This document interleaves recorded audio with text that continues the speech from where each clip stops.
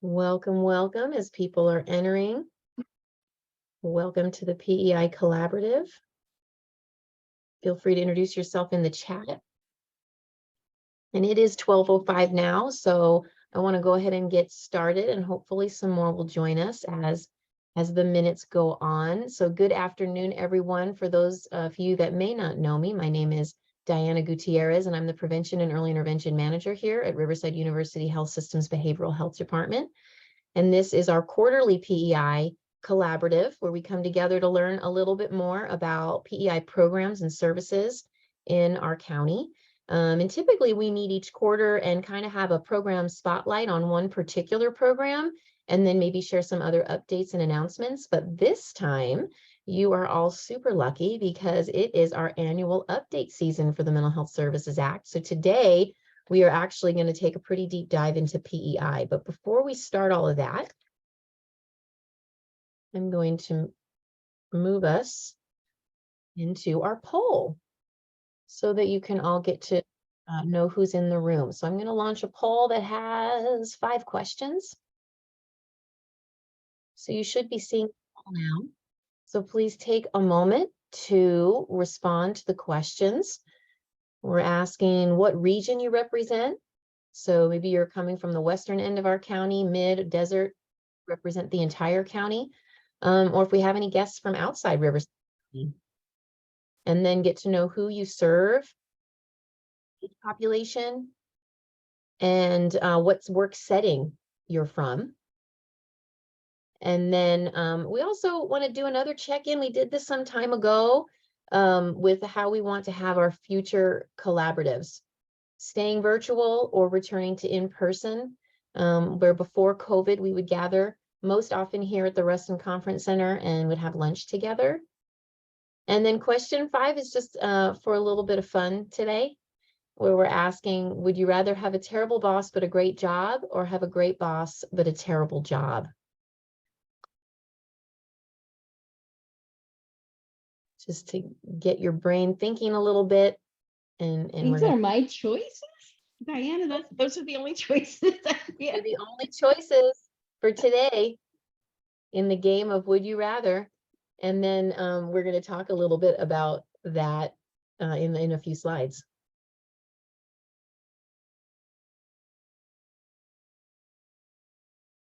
Oops, I didn't mean to do that.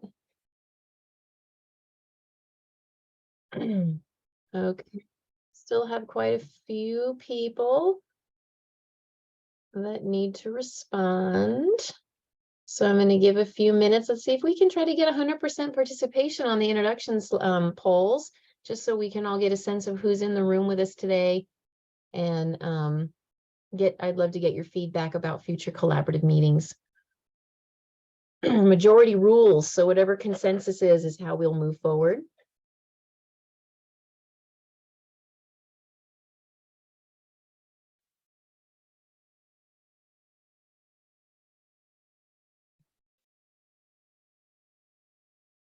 I think there might be some people with some internet connection issues too. Stormy weather in California. All right, I'm going to give you guys about another 10 seconds with this. So if you haven't answered one of the poll questions, please do so now.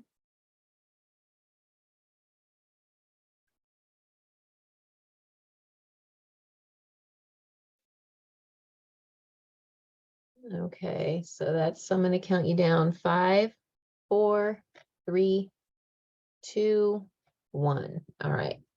I'm going to go ahead and end the poll now. See, a couple of you slip answers in. I like it. I'm lingering because I saw some answers pop up, but all right, end the poll. Let's share the results so you can see who is with us today. All right, so we actually have a pretty good spread across the regions and who's here with us. So that's kind of nice, and some countywide folks.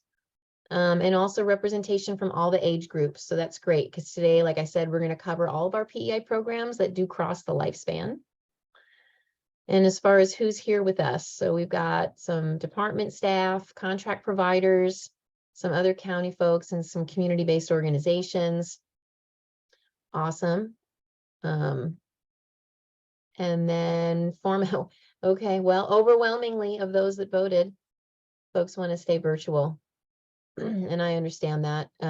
It's definitely very convenient, isn't it? It's just BYOL, bring your own lunch. So you, while we're meeting, which is maybe a little more comfortable at your desk. And then our last question, would you rather have a terrible boss, but a great job? Or would you rather have a great boss, but a terrible job? And overwhelmingly, people are saying, I'd rather have a great boss, even if the job is not so fabulous. Okay, very good. That's about 67% of you said that. Makes sense to me. And it's going to make a little more sense and relevance when we move along into our agenda. So keep that in mind as you answered your poll. All right, so I kind of been talking about it a little bit, but this is our agenda for today. We're going to have a trauma-informed systems moment. Most of you may be aware of it, but Andrea Deaton, who is our lead here at the PEI team and in our department for this effort, we'll talk a little bit about that. And then we are going to go over the Mental Health Services Act 3-year plan and annual update. So I'm going to go over all 5 of the components related to the Mental Health Services Act, but then we'll take a really deep dive into PEI specifically. So you guys get the benefit of seeing more of the detail of every PEI program, whereas normally when we give these presentations in a variety of other meetings, it's more of an update, but a highlight, but you'll get more of the details. And then there should be time at the end for any PEI providers here in the room with us that might want to give any updates to their programs and services. And then also that we hear from other community or anyone else that's in the room that might have an announcement or anything that they want to share. So with that in mind, I'm going to stop share and introduce Andrea Deaton to give us our TIS moment.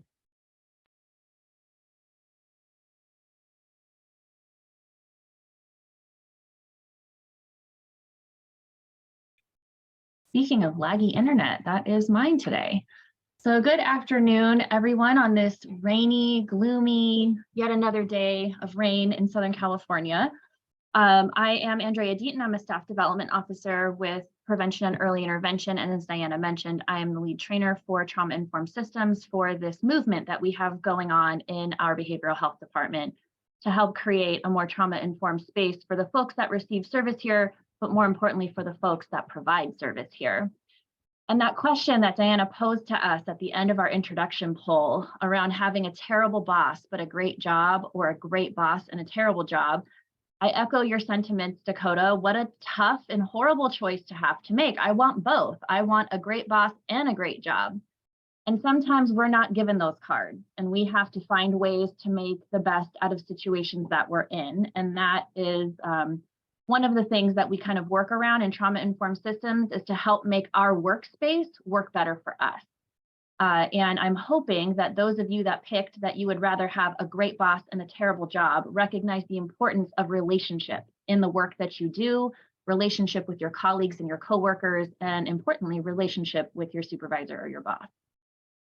So each month in trauma-informed systems, we focus on a particular principle. There are 6 principles in our curriculum, and so we visit each of them twice a year. And for the month of March, we're focusing on the principle related to compassion and dependability. So this principle is really focused on the idea that trauma can be really overwhelming for someone and can leave us feeling isolated or betrayed, and can make it difficult for us to trust other people and to receive support. Trauma really interrupts our ability to connect and our ability to form and keep relationships with other people. But when we experience compassionate and dependable relationships, we're able to reestablish trusting connections with other folks that help foster mutual wellness. This principle really is built on that foundational idea that relationships matter in healing from trauma. Relationships are positive, healthy, compassionate, dependable relationships are one of the biggest healing factors that we see for folks that have trauma exposure or trauma history. And we also know that they're one of the biggest resilience and protective factors that folks have to buffer against those harmful effects of trauma. So relationships are incredibly important. Compassion and dependability, incredibly important in what we do. And we have the really amazing, wonderful, unique, and sometimes hard opportunity to be that compassionate and dependable relationship for the folks that we provide service to. So how do we do this? We have to look at on an individual level and on kind of the larger like systems or team level. So in order to show compassion for other people, we have to start by being able to do that for and with ourselves. So we say often in TIS and in many other places where we talk about self-care and self-compassion that you can't give away what you don't have and you can't pour from an empty cup. So if it's really easy for you to show compassion and kindness and show up for all of the other folks in your life, but you have a hard time doing that for yourself, hopefully this will resonate with you today and you'll start to focus a little bit more on how you can do this for yourself. We also want to, as an individual, kind of spread this around and treat other people with kindness, be gentle. We never know what folks are dealing with in the other areas of their life. Offer support and understanding. Just being able to listen and sit with somebody, even if we don't have answers, even if we can't solve their problems, goes a long way for folks. And be mindful and recognize when we're struggling, when we're having a hard time, we're feeling overwhelmed ourselves. Practice those skills that we teach and talk about in TIS, but that we also talk about in other places around how to kind of recenter yourself. So there's quick activities you can do if deep breathing works well for you. That's one way you can kind of recenter yourself. There's a really great mindfulness activity called 5-4-3-2-1, where it really focuses and forces you to pay attention to your immediate surroundings, because our brain, while it's wonderful and amazing and can do so many things, it cannot worry about the future or worry about the past and focus on the present moment at the same time. That's kind of a protective factor we have built into our brain here. So really focus on that here and now environment that can help, again, recenter you. And recognizing that we are not alone in any of the things that we are doing. So relationship, again, really important. Find your person, connect with them. In your workplace, I really encourage all of us to find the Meredith tier Christina, if you're a Grey's Anatomy fan and catch that reference. Find your person, find the people that you know you can go to and connect with and kind of help you put your lid back on, or are able to just kind of let you vent and help you contain all the stuff you've got going on. We need to be able to recognize when we need to do that and then seek out the support to do that. That really is showing compassion for ourselves, even though it involves other people. And if you had a friend in this situation, what would you tell them? Again, we're often really good at giving advice to other people and terrible at taking it for ourselves. So let's try to practice flipping that balance a little bit more and practicing what we preach. And the last one, do not overcommit, which is really has been hard. In the last couple of years, we've become really productive in this virtual world. Many of you said you want to keep this meeting virtual. Yeah, it's incredibly convenient.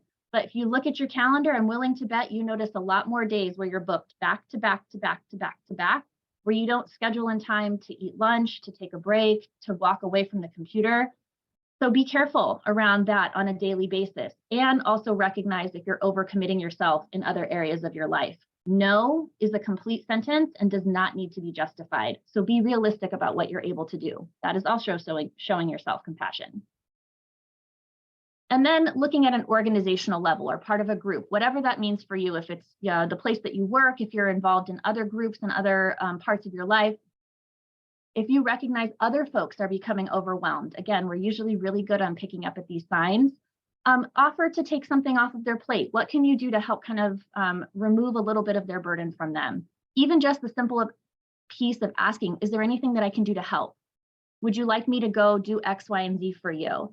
Can really help someone feel seen and connected. And even if they say no, just the fact that somebody noticed often makes us feel pretty good about ourselves, or at least the space that we're spending time in. Work on fostering that sense of dependability. So nobody likes to be the only one who can do all the things. That's a terribly burdensome place to be in. So make sure that we know in an organization, and sometimes we don't have control over these things, but we can make suggestions about cross-training, making sure more than one person knows how to do tasks. People need to take vacations. People are out sick. Life happens. And we need to make sure that nobody's being burdened and thinking about work when they're not here. Have a succession plan. So if you're in leadership in your organization and something happens to you, if you choose to leave your organization, please don't stay. We love you all. What's going to happen? Who are you training to kind of take your place after? Do we know what to do when those things come up if our leadership is out?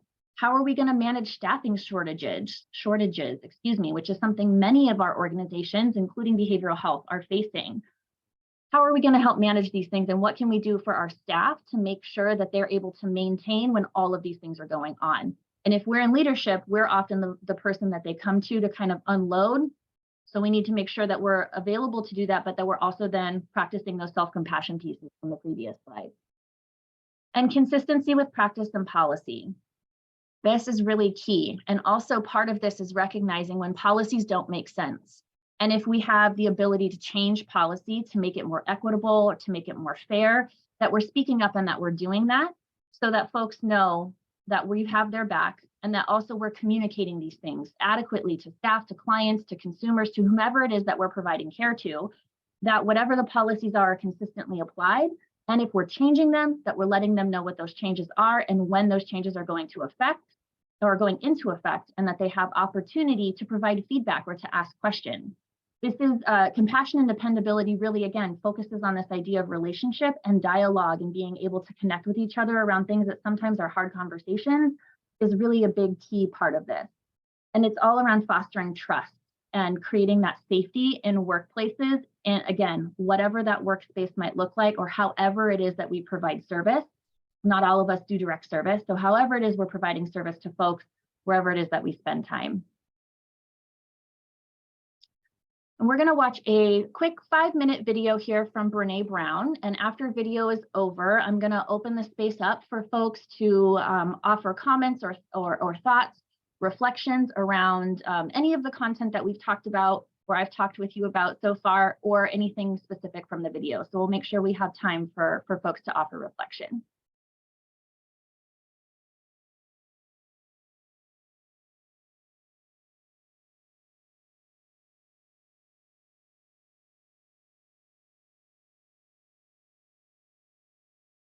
It's that laggy internet. Sorry, folks.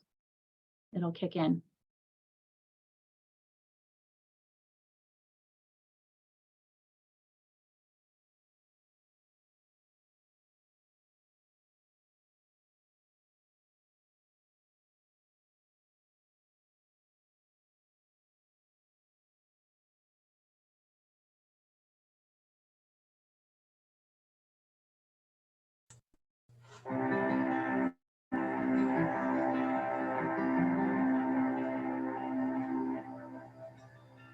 One of the most shocking findings of my work was the idea that the most compassionate people I have interviewed over the last 13 years were also the absolutely most boundaried.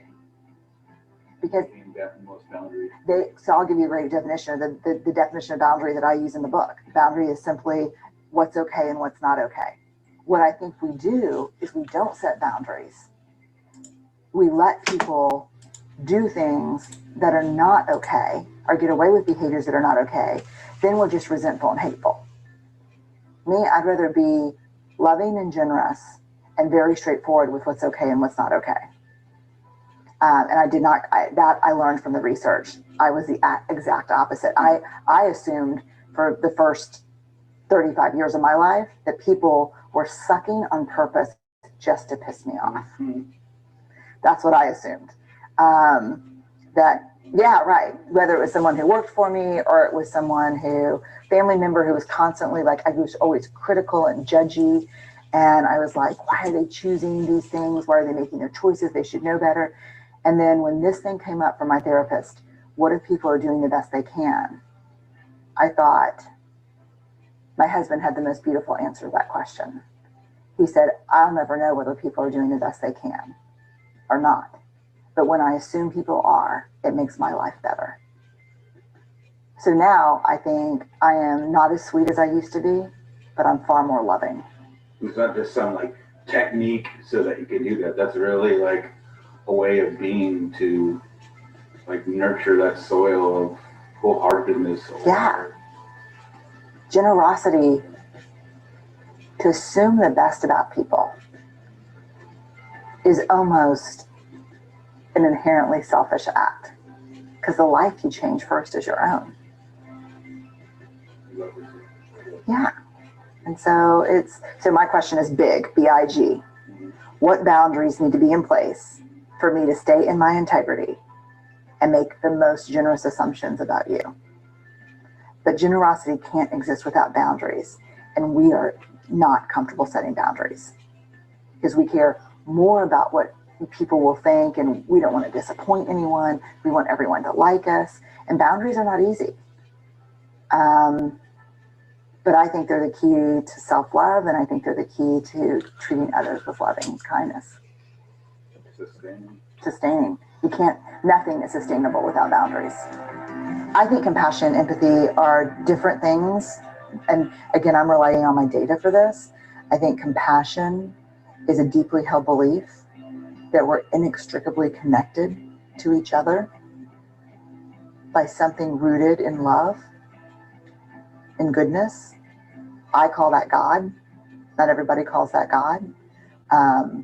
My dad would call it fishing. Fishing? Fishing? Is it fishing? No, there's no G in fishing. But I think compassion is a deeply held belief. I think empathy is the skill set to bring compassion alive. So empathy is something we can teach. I mean, it's something we've taught our kids since they were very little. It's about how to communicate that deep love for people in a way so that people don't know they're not alone. I think there's a lot of new interesting information out there about empathy not being a good thing, about that, you know, there's an argument that says, you know, if Travis is in struggle and I practice empathy with you, I'm taking on your darkness, and it leads to burnout, and it leads to, but empathy is not feeling for somebody. It's feeling with them. It's touching a place in me that knows where you've been. So I can look at you and say, me too, brother. You're not alone in this. And I find empathy to be infinite. I think it gives back tenfold what you put out. It's sustaining. Like if It's sustaining. If you've done the work and you have your boundaries, Mm-hmm. I mean, you could tread that water forever and never get tired. Okay, so empathy. I'm quoting Travis here. Empathy. If you've done your work and set your boundaries, you can tread that water forever. Amen. It's not fun. And it keeps giving back to us. And so this idea that, but here we go back to where we started this conversation. Empathy minus boundaries is not empathy. Compassion minus boundaries is not genuine. Vulnerability without boundaries is not vulnerability. So you see that there's a huge riff here, which is boundaries are freaking important. Right. And it's not, they're not fake walls. They're not separation. Boundaries are not division. They're respect. There's here's what's okay for me and here's what's not.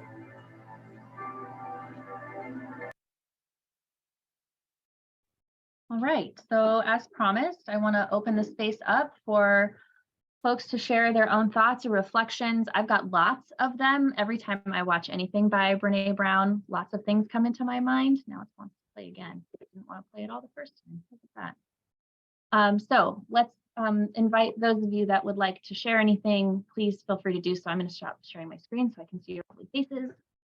So the floor is yours for thoughts, reflections, or comments.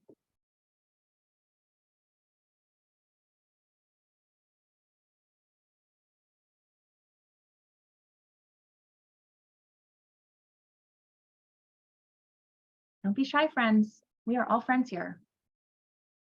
She makes us think deeply around this idea about how boundaries are related to compassion. And that is actually a theme that's come up a lot this month as I've been talking with my contract providers around this concept of compassion and dependability and things that that they are doing for themselves to show compassion already, or things that they want to work on to help themselves be more compassionate. Boundaries has been a big theme, and learning to set them and to say no and to not feel guilty about that piece. And that's been something across all my providers that we've had some time sharing about this month. And Dr. Brene Brown, of course, drives that point home for us again today. Looks like Shannon has her hand up. Oh, I didn't see the hand raised. I'm sorry. Shannon, please. Okay, we do a lot of this work in peer support. A lot of this stuff that we practice in our peer support practice is expected of us in terms of, our core competencies are around empathy, compassion, and person-centeredness. But it's a learned skill for peers to people in general to set boundaries that are healthy and professional. And it's not just a peer experience. That is a human experience, because everybody's walked through something differently that keeps their mouth shut. Sort of in this forum, when you asked everybody to talk, say something, and the first response for everybody is, I'm going to wait for the next guy. Yep. And I've read every book that Brene Brown has ever written. And I go to the Church of Brene Brown, and I dare bravely every time I raise my hand first, every time I step into the box to say something, because if I don't do it, I stop doing it, because I have my own challenges around my own trauma that keeps me from saying things like I'm not smart enough, or I shouldn't say things. Nobody wants to hear from me. Those things are struggles that people, that's that narrative that goes on in people's minds. And when we have self-compassion, when we actually truly own that, we are better at setting those boundaries, and we're better at stepping into the arena and talking. We get better at it, but we can't do it without practicing that. And I think that's kind of the challenge here. We have these marvelous concepts that you've given us, and things that Brene was sharing with everyone, but we have to practice. Mhm. Yeah, thank you, Shannon. Thank you so much for being brave and stepping into the ring. Dakota. I just love what Shannon just shared. One of my favorite things I learned about boundaries is boundaries are when you say no to the lesser in order to say yes to the greater, right? So, I have a long-term plan, or I have a bigger plan, or maybe it's just self-compassion, right? I might have to say no to these other things in order for the self-compassion to be there. So saying no to the lesser in order to say yes to the greater. Thank you. Thanks for sharing that with us, Dakota.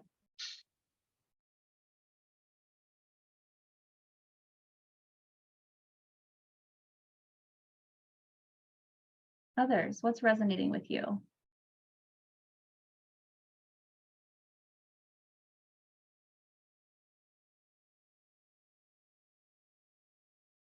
Hi, Shirley. Go ahead. Hi, Andrea. One of the things that really resonated with me in listening to that was that if you don't set your boundaries, if you don't talk to somebody about that, then and they keep doing things to that are upsetting to you, then you do become resentful. So it is important, even in our personal relationships, right? To make sure that we express that, and talk to, whether it be our significant other. I've even had that conversation with my children, about setting boundaries with them now that they're all young adults. And if you don't have those conversations, they may not be easy, because we don't want to hurt someone's feelings, or, we have been taught to, I come from this is for me, this kind of strikes a chord as far as my culture goes. I grew up in a very submissive type of household, where my mother, she used to be a housekeeper, and every time they asked her to do something, she would say yes, yes, yes, yes, or they would do things that she didn't like. And instead of her having those conversations with the folks that she worked for, she became very resentful of them, didn't like them, would do things to kind of not go back to them. And I remember as a young age telling her, why don't you just tell them how you feel? Like, why don't you just tell them the truth about how it is that they're upsetting you, but we learn, to just always, just say yes, because we want to be liked, so it's not easy to set those boundaries, but in the end, it's also a form of self-love and self-care, but also letting folks know what you're comfortable with and what you're not comfortable with. Yeah, thank you so much, Shirley.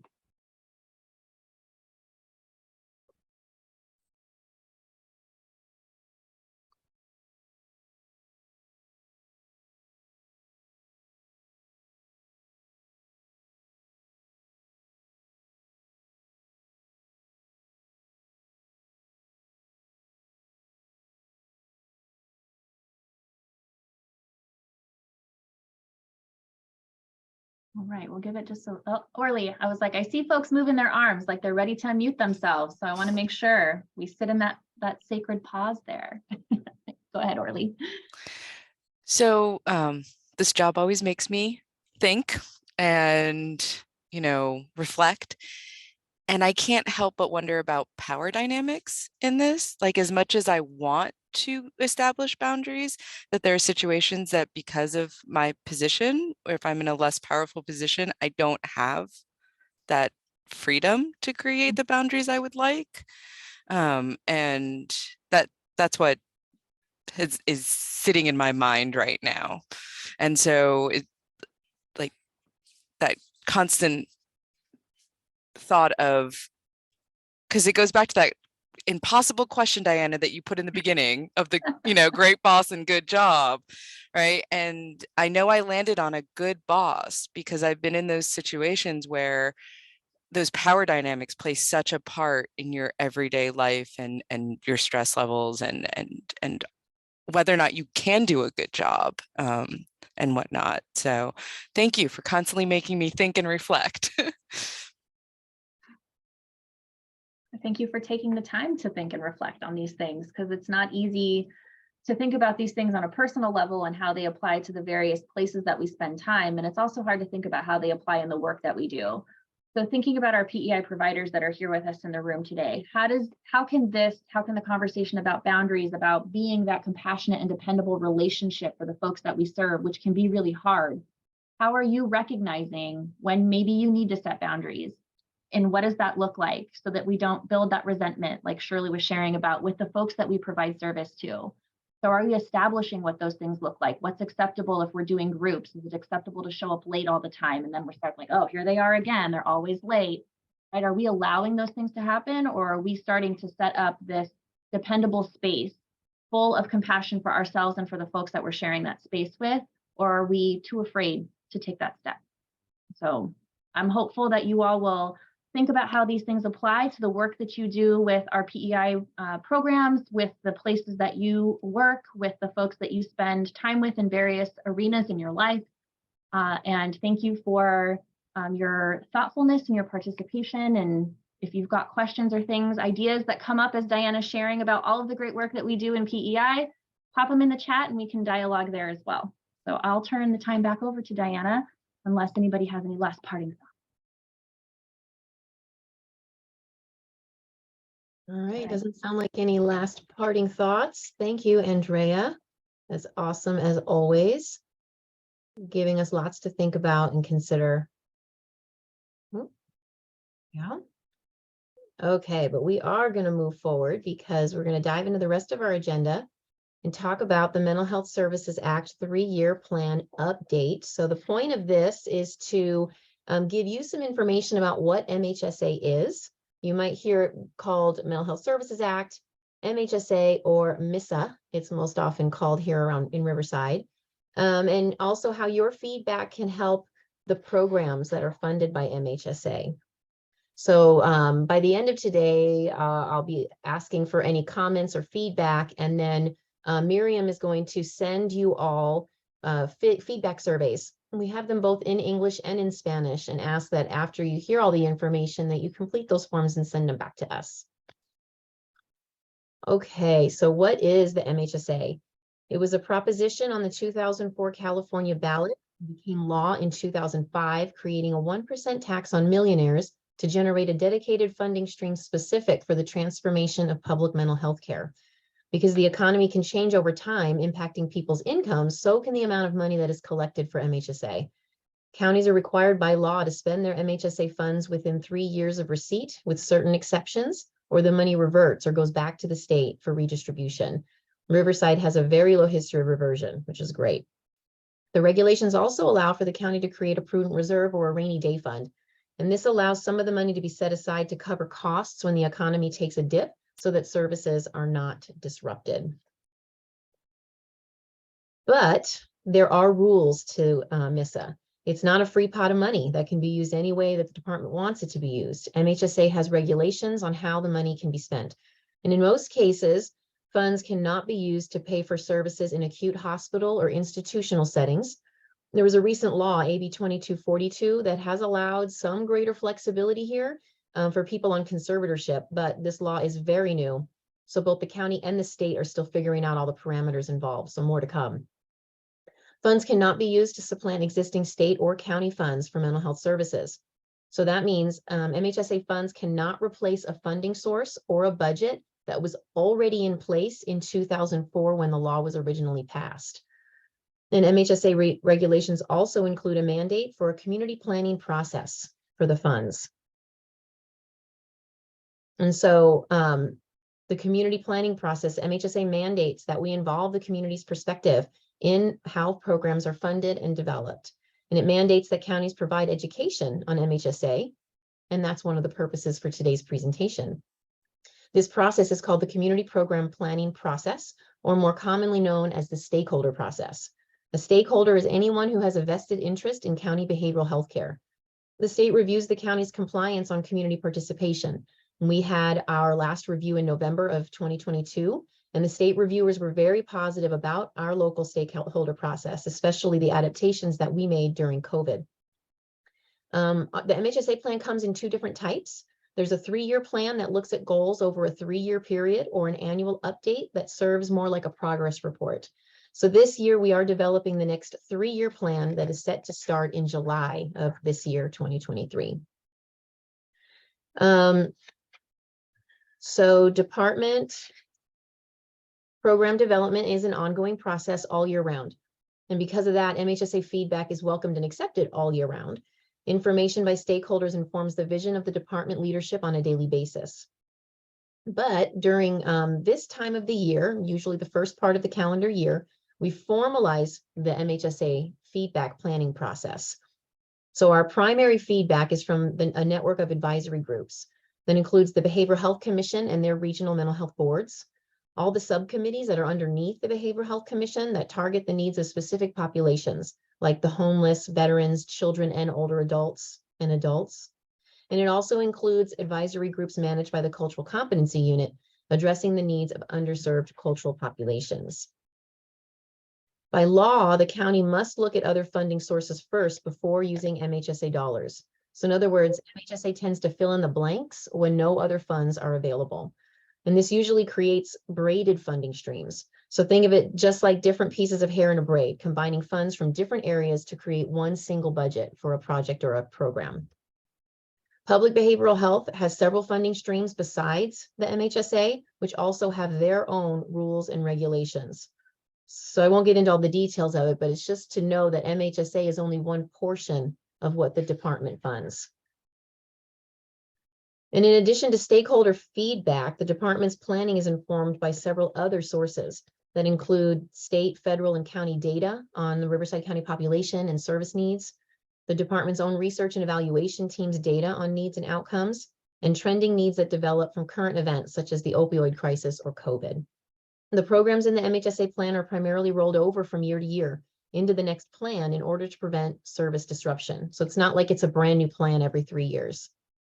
But community voice and research data can result in things like expansion, reinvention of programs, termination of programs, or starting or trying out some new programs. So the plan is a 500-page report that describes MHSA funded programs and their outcomes. It's used by the state to confirm that Riverside's MHSA expenditures were authorized by the Riverside County Board of Supervisors. It also records and documents our compliance with the laws and regulations for state and community review. But it is not meant as an overall guide to service because, like I said before, not all the programs and services are covered by MHSA. So our annual update or our 3-year plan, it's like a book that has chapters. And each chapter is called a component. And each component addresses a different part of the public mental health service system. So we're going to briefly look at each one throughout the presentation today. But when we get to PEI, that's not going to be brief. I'm going to take a deep dive and really give you a little bird's eye view into each of our programs. And then you'll just get a kind of a highlight of the other components. So we're going to start with the largest component, which is CSS. Community Services and Supports is what that stands for. So each component receives a specific percentage of the county's MHSA funds. CSS receives 76% of the MISA allocation for Riverside. It's designed to meet the needs of each age group.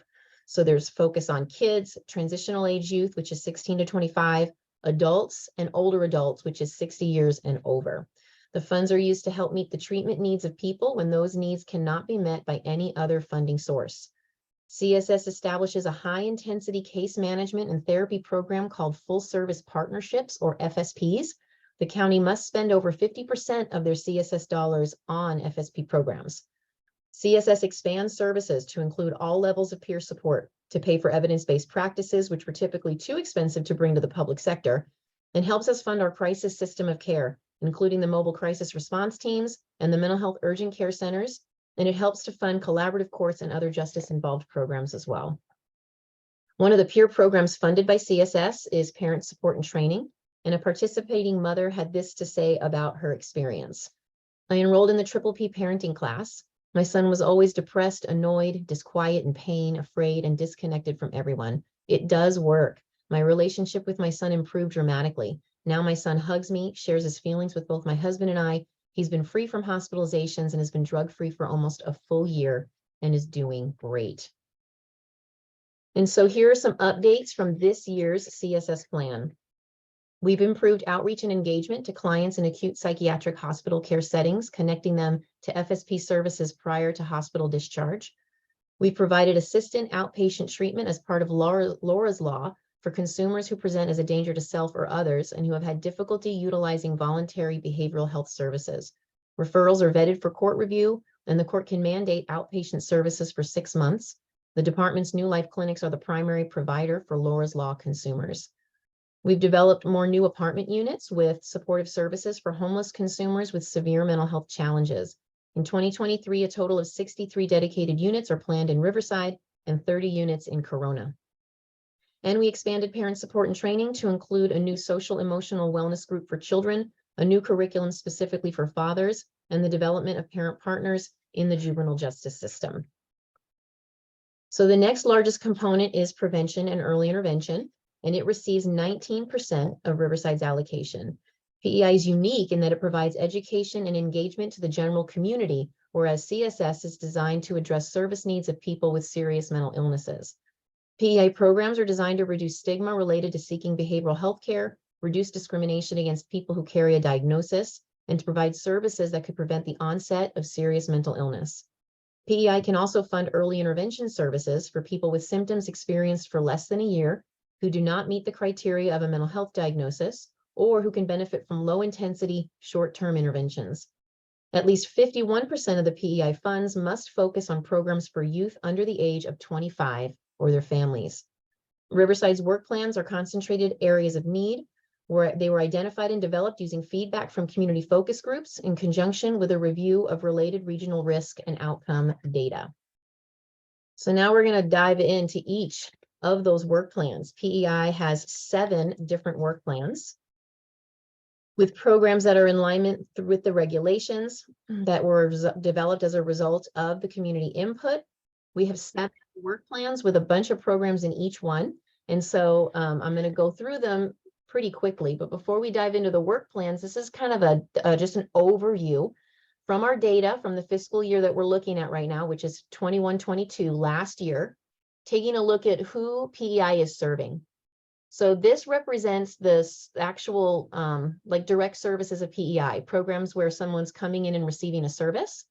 And so we take a look, and part of this is data collection, all required by the state. And our charge is to address underserved cultural communities. So you can see we're looking here at ethnic communities specifically, and taking a look at of the participants in PEI programs, how does that match up to county census? And so since we are to target underserved cultural and ethnic groups, you can see through this that currently our providers are doing a pretty good job of addressing the communities that they're supposed to be addressing. So that's kind of the purpose of looking at this. And then this next one is looking at our general outreach. So light touch, engaging with someone at a one-time contact, sharing information, and the best we can gather that demographic information. Again, you can see some of that consistent representation across the different groups. And so work plan 1 includes the most programs. You can see them here. These are all of the different programs that are a part of our mental health outreach, awareness, and stigma reduction effort. So I'm going to go through each one. I'll do it really fast, you guys, because I am aware of the limited time we have.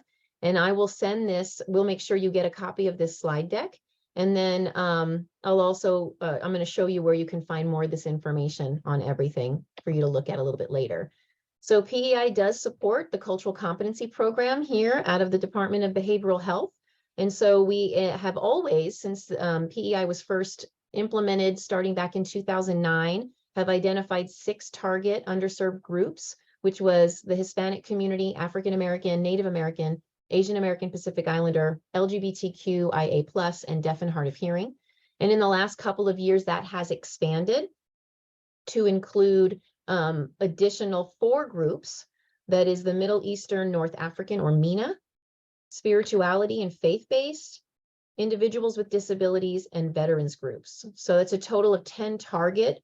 And so our PEI programs really serve, that's who our providers are meant to directly outreach to and recruit for their programs. Cultural competency does a variety of other things as well. We have our liaisons here with us, or some of them here with us today. So we have a cultural liaison to represent each one of these 10 groups that lead a subcommittee that is a subcommittee of the Cultural Competency and Reducing Disparities larger program that is meant to look at the relationship between the department and those communities, and what do we need to learn about each other so that we're increasing access and reducing the disparities in mental health services for each of these groups.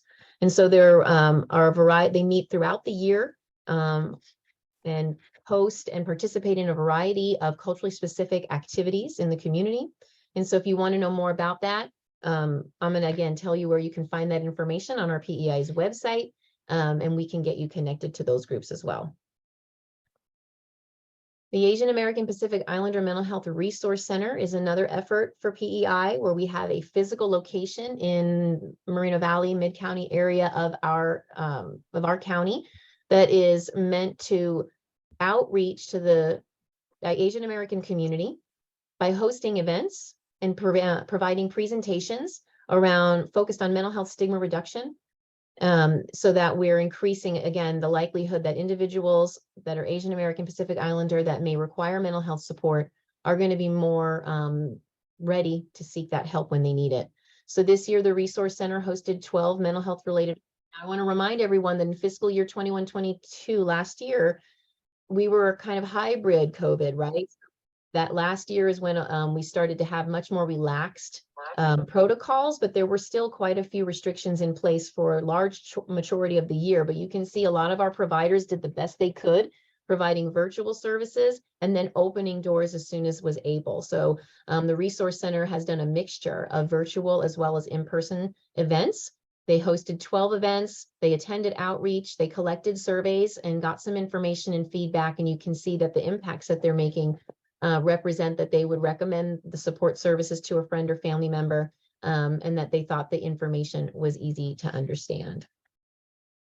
Inland SoCal Crisis and Suicide Helpline, or 951-686-HELP, is our local 24-hour suicide prevention and crisis lifeline, and we help support them. They had, they're getting consistent calls into the local helpline. And in the last year, they got 4,985 calls, and their active rescues are at 82. So what we are hearing from them is that, yeah, we're seeing an increase in need, and then they're responding to it. So active rescue means that someone was in the act of activity of killing themselves, and they were able to call out the rescue team and save that person. So that's an amazing thing. Oh, and new this year, they're also now serving as the community's front door access to our department's mobile crisis response teams. So since the mobile crisis response teams began, they were accessed through stakeholders at their call center. So primarily hospitals, schools, and some other stakeholder organizations. Now, if a general community member calls the helpline for support, the responders on the phone are now able to make an assessment if they feel a mobile crisis response is appropriate. They will then make that connection to the call center, and then we'll get a unit out supporting that community member. Network of Care is a website that the department has supported for quite some time. Again, it's a place to find resources and information about mental health services. You can see we continue to get great activity on that site with people visiting. And then PEI supports May is Mental Health Month. So last year we were still in a virtual world, unable to gather. And so we follow the theme from the state, which is take action for mental health. The goal was, of course, to increase awareness about mental health and reduce stigma in help seeking. And so we had a virtual calendar of activities that went along with this activity guide that described things people could do in their homes and in virtual spaces to recognize mental health and support mental health. And these were some of the other things we did. We collaborated with the community mental health promoter programs to create weekly video announcements about activities, both in English and Spanish. We worked with the Asian Pacific Counseling and Treatment Center to create short videos in Korean, Chinese, Vietnamese, Tagalog, Indonesian, and Samoan. We had a total of 572 views of all the May is Mental Health Month videos.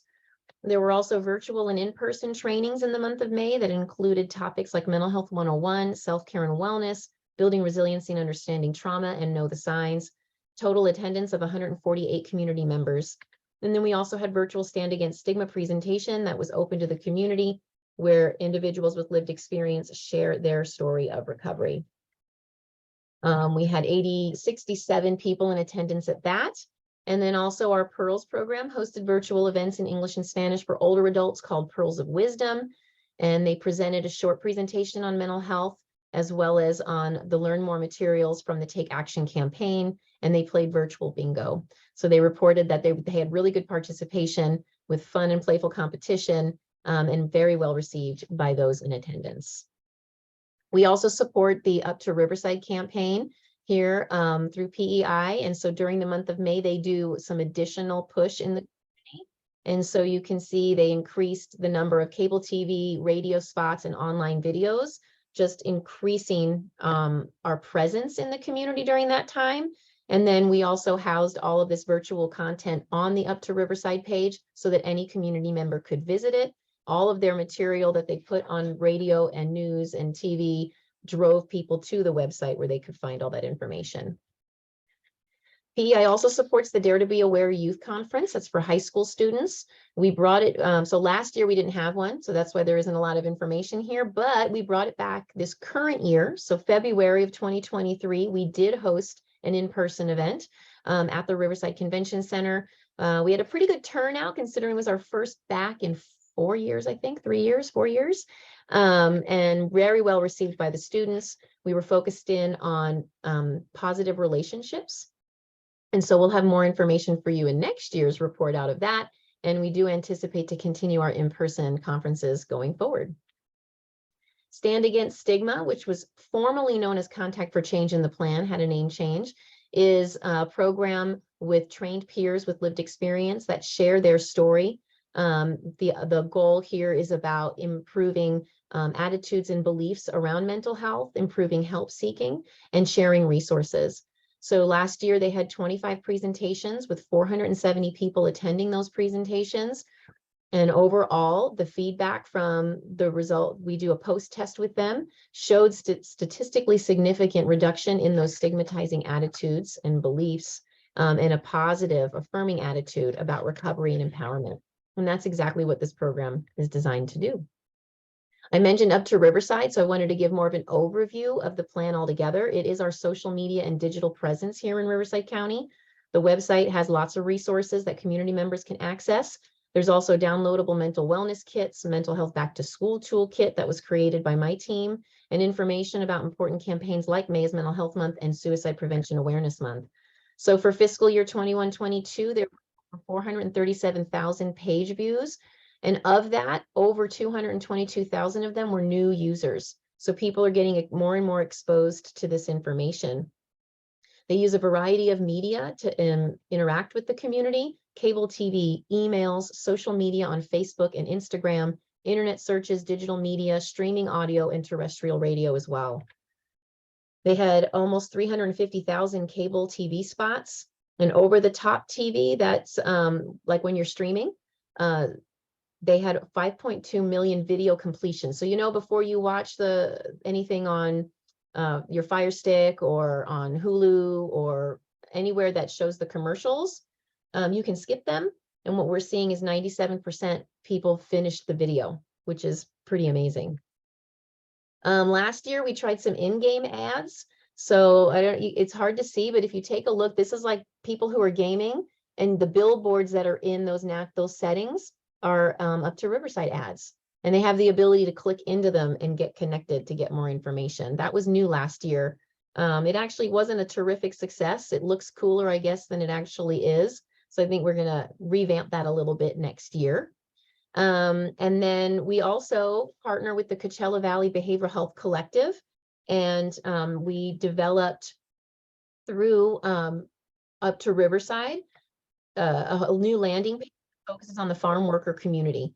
And that included downloadable and printed materials in English, Spanish, and in Putupecha that talks about mental health and access to resources.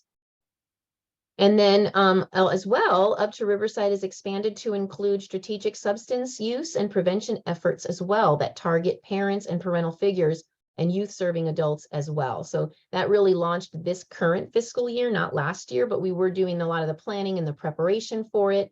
And so you can go visit Up to Riverside now. If you scan that QR code, it'll take you to the substance use landing page where we do have this downloadable the word's escaping me, this booklet that has information for parents and youth serving adults. And it's pretty cool. And you can also see the entire thing online. The Promotores de Salud Mental y Bienestar is the first of our 5 community mental health promoter programs. They're separated out a little bit, but the next 2 slides will cover the 5 different groups that we have this service for. They offer 1-hour mental health presentations on the topics that you see listed there. So for the Hispanic Latinx community, Visión y Compromiso is our provider, and they provided 1,722 presentations reaching over 7,100 community members to educate them about mental health. These programs have been really well received.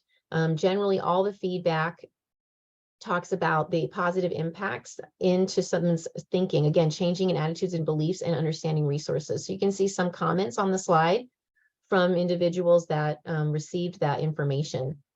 And the 4 other groups through our CMHPP program covers the African American community, the Asian Pacific Islander, Native American, and LGBTQ populations. So you can see the different. And they have different numbers. Obviously, like I said, there were impacts due to COVID, but really they all serve different regions. So Visión y Compromiso this year we're talking about served 2 regions. They have now expanded. And so in the year to come, they will be serving countywide. African American did serve countywide. Asian Pacific Islander had 2 regions, Western and Mid-County. Native American countywide, and LGBTQ was only in the desert region. And again, great response from the community. Integrated outreach and screening is a partnership we have with RUHS community health centers. So these are our federally qualified health centers where they're screening for depression through the use of a PHQ-2 or 9 for every patient that walks in the door every time they walk in. So that we're really trying to find the earliest signs of depression or any other mental illness and get folks connected. So you can see last year, we had 227,301 screens that were completed, which is a huge increase from previous years. So really having that opportunity to get someone connected to service as soon as possible. PEI also supports a variety of suicide prevention activities. We've done a lot in this last year. So it was, again, I want to remind you in September of 2020 that the Board of Supervisors passed a resolution to formally adopt this suicide prevention strategic plan as the county's plan. And that's our Building Hope and Resiliency plan.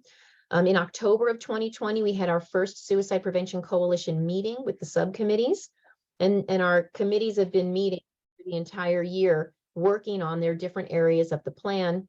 You can visit the website that we just launched, scan that QR code or visit rivcospc.org. to get caught up. If you haven't been to the meetings, you can see agendas, minutes from every meeting that has been held. You can see recordings of our quarterly meetings. So if you've missed any of them, you can watch them all now and get other data and information that is specific to Riverside County. This next slide is an overview of our plan. I'm not going to spend a lot of time on it, but we created the strategic plan to go across the suicidal crisis path, which is this bar here in the middle. And so these are our, we have actually 8 different subcommittees that you can see are represented here, and they're each working on those different areas of the plan. If you want to see more, visit the website. This is how it's set up. It is co-led right now in partnership with behavioral health, myself as a co-chair, along with Rebecca Antion from public health. And Maisha Bobo is a staff development officer on my team, who is our suicide prevention coordinator. So she does all this heavy lifting for us and helps to support the different subcommittees that you can see here, which is a mixture of some department, county, community-based organization, and education representatives to lead us in this plan. So there's one more click. So again, you can visit the website. We want to make sure that you have it. So effective messaging is focusing in on PIO or public information officer workshops, really helping them address how to have language where we're reducing any potential contagion, how to talk about suicide publicly so that it is helpful and not hurtful. Our data committee is building data briefs, helping to fill out the data page on our website. You can go find more information there. Our upstream committee is right now working on wellness kits for seniors, looking at reducing isolation, increasing connectedness, which is a huge risk factor. And then prevention is broken up into 3. We have engaging schools, which focuses on K through 12, higher education in the colleges and universities. And then we also have a training subcommittee that's really helping to promote all of the suicide prevention trainings we have available. Intervention has created a care transitions poster, and they are now, for the next coming year, piloting or partnering and part of a pilot with the state on an effort with gun shops and suicide prevention. So we're really excited to take this access to lethal means to the next level here this year. And then postvention is our final subcommittee, and we have a partnership with the Trauma Intervention Program, or TIP, where we're providing active postvention supports in the community. TIP is made up of volunteers that are specially trained in psychological first aid, emotional first aid. And if anyone in the community has experienced a traumatic incident through law enforcement would connect them to TIP. TIP comes out on scene to provide those supports. And our partnership with them enhanced their response to suicides. And so in addition to being there and providing all of their typical supports, when there's a suicide loss, they're also providing a physical loss kit, outreach resources available to folks on how to get connected to address that specific loss, because we know that individuals who have experienced a loss to suicide are at increased risk for suicide themselves. So we're trying to reach them sooner. And we're also in the coming year building our support system for individuals who have lost someone to suicide, to find folks that are ready to now give back and run peer support groups for new suicide loss survivors. It is the biggest gap in supports in our county was in the postvention area. So we're looking to increase the number of people that will take on that role. And then we are also going to be looking for community therapists who want to contract with us to provide free short-term counseling for suicide bereavement. And that application is hoping to come out this summer. So we also do a lot of work and focus in on Suicide Prevention Awareness Month, which is in September. So last September of 21, because we're looking at the 21-22 fiscal year, this was the campaign that focused on supportive transitions, because we know that that is a time where there is increased risk as people are going through changes. And so because those changes can come in any shape, size, expected, unexpected, welcomed, not welcome, they can be unsettling, disorienting, and stressful, and they can impact our mental health. So the campaign focused on building positive coping skills, resilience, and connectedness to family, friends, and community so that we increase those protective factors. So we did that very similar to May as Mental Health Month. It was all virtual. We had our calendar and our activity guide, trying to have as much social media presence as possible. We had toolkits that were available for download and some that we had physically that included these kinds of materials, posters, loteria or bingo cards, lots of resources in multiple languages, and that social media videos were made again in all the same languages that we talked about before. We also got a proclamation from our board of supervisors that recognized September as Suicide Prevention Awareness Month. We also offer free training to anyone who lives or works in Riverside County. So last year, again, we had restrictions from COVID. So we were able to do some towards the end of the year, but you can see the numbers are pretty small. So that we had, hold on. We had Safe Talk, which is our 3-hour, Assist is our 2-day, and Mental Health First Aid is an 8-hour course. And so we had limited numbers of these last year, but we are fully back up and running now. So if you visit the link at the bottom of this page, that is our main PEI website, you can find all the trainings, including these here. So we continue to offer virtual as well as those in-persons. For anyone that wants to have these trainings, you can sign up for them on the website. This is a little video for sake of time I'm going to skip. And so that takes us to our second work plan. Whew, so that was a lot. That was all work plan 1, you guys. But now you've at least gotten a glimpse at what that includes. So work plan 2 includes these programs, including some changes. So we'll talk about that. So in total, there were 450 people served through the variety of parent ed and support groups that are programs that you saw listed. Triple P, Positive Parenting Program, is the first of those programs. So it is a parenting class that is 8 sessions for parents. And we have 2 groups, one for parents of kids between the ages of 2 and 12, and the other is for teens 12 to 16. So you can see how many were served in each of those programs. So Triple P Parenting on the top box here, this is for the 2 to 12, and then our teens here. We get really great completion rates. This program is done for us by the Wiley Center countywide. And we saw where we do pre-post measures for all of our programs. So you can see their positive parenting practices were improved and behavior problems decreased. And you can see some of the comments that come from parents who've gone to this program and that they really enjoyed it. This program, just FYI, is about to go back out for competitive bid. And we anticipate the release really soon. I'm going to say like in the next week or 2. So while we would hope, of course, Wiley Center wants to continue to provide for us, PEI always puts out for competitive bids so other providers have opportunity as well. So if you are a provider that might be interested in becoming a Triple P provider, be on the lookout, get on my list and apply for the RFP process. Preschool 0 to 5 is also partially funded by PEI.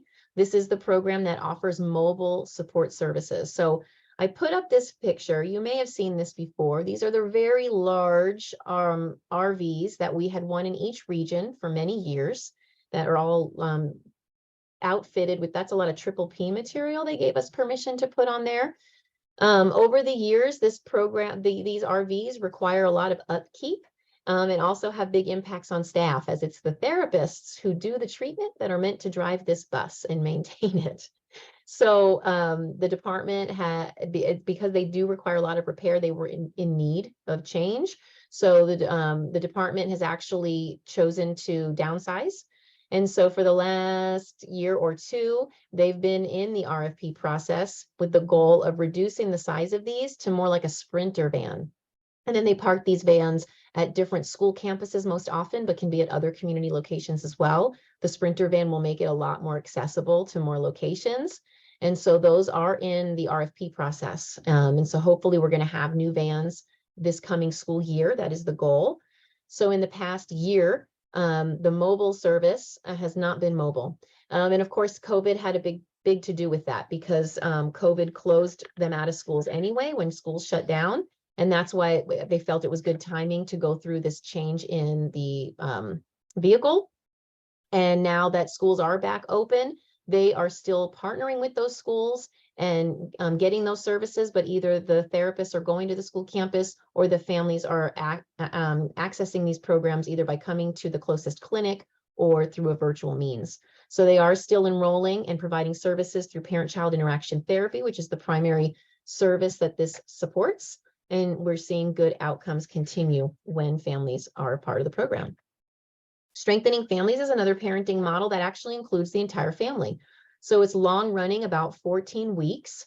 That includes parents of the kids that are between the ages of 6 and 11, but then they can also include siblings. So the parents get a group, they eat a meal together, first of all. Then the parents get a group separate from the kids, divided by age range. And then they come back together, and with the support of the facilitators, they practice what they learned now together as a family. With as long of a running program as this, 14 weeks, we have incredible completion rates. So 83% is actually lower than we've had in the past, and I attribute that to COVID. They're usually in the 90s for completion rate for this program. You can see how many parents participated, and their highest numbers are most often from monolingual Spanish-speaking families. Great outcomes. Guiding Good Choices. This is an expansion that's coming for PEI, so we wanted to make you aware of this. We've had Guiding Good Choices in our plan as part of one of our larger projects I'll share with you later. But we are getting a lot of feedback around the need for more middle school focus and support with substance use prevention. And that's what Guiding Good Choices does. So we are planning to expand Guiding Good Choices as its own program.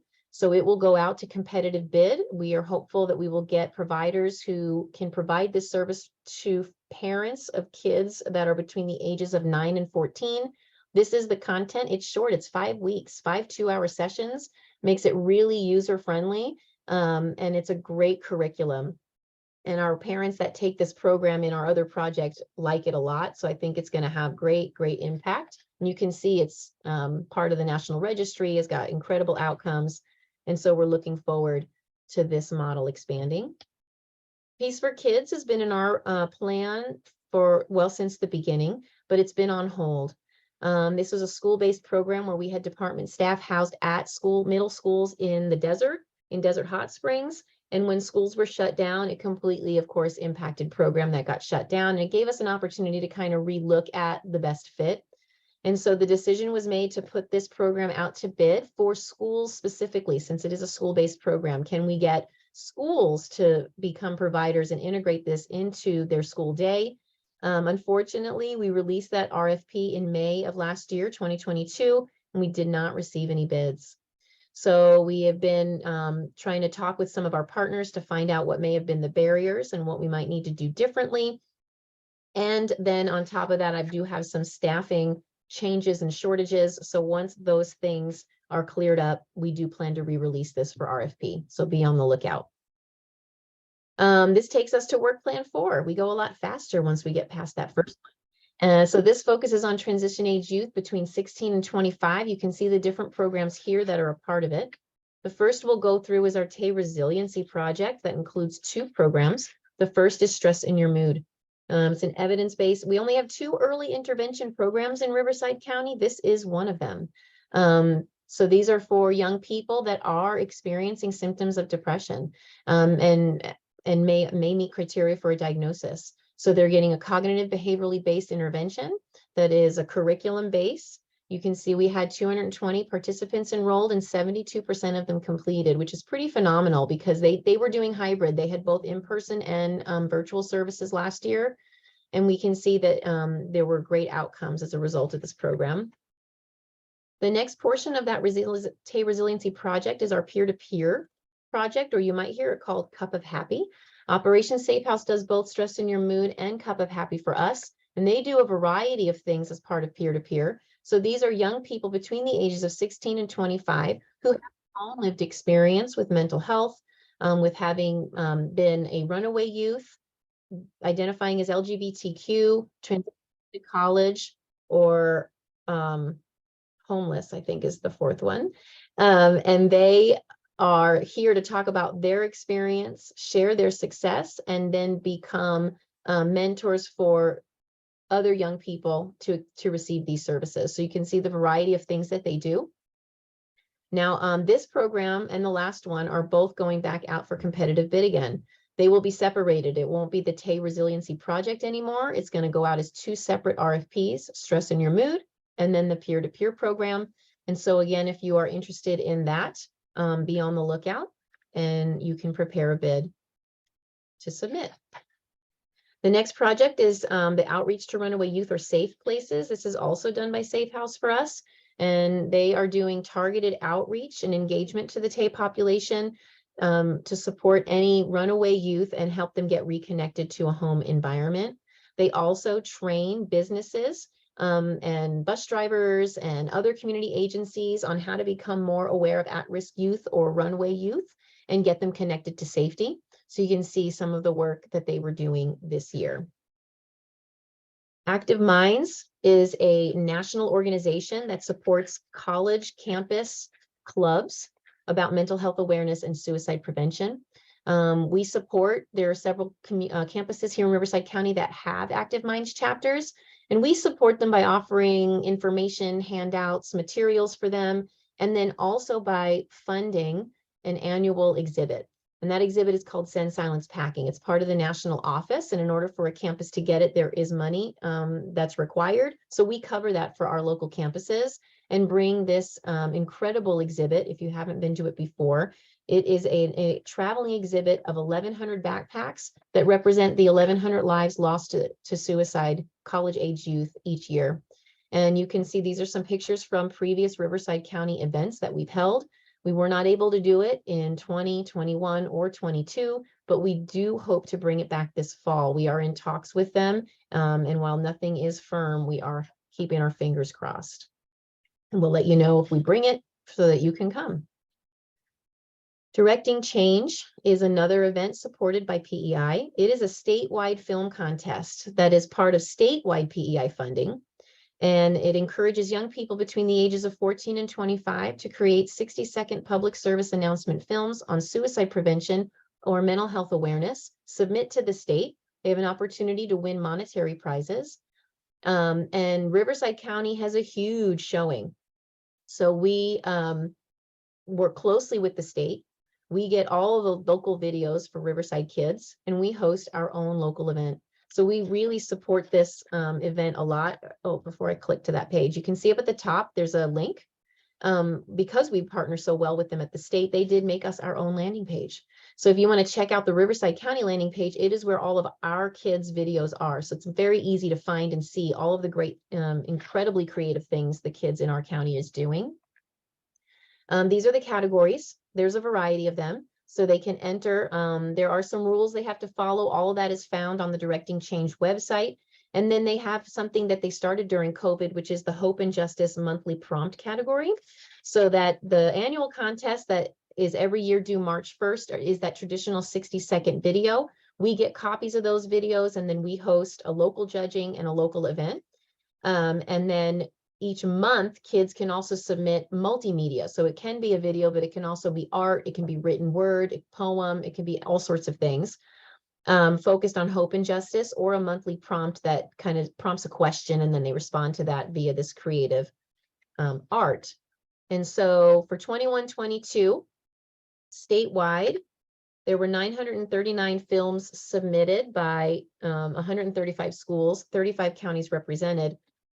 Then Riverside County submitted 164 of those films, which is awesome because the year prior, with COVID having shut down school, the submissions plummeted.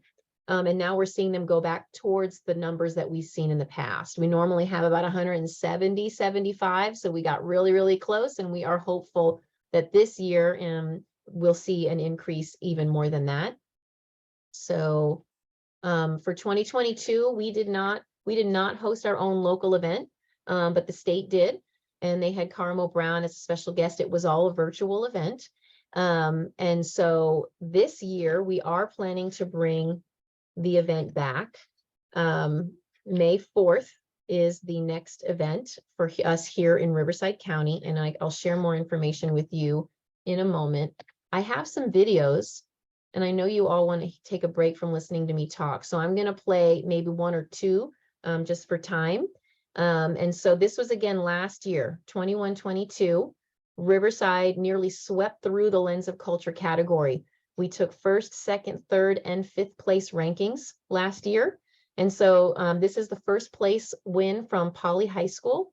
So let's check it out.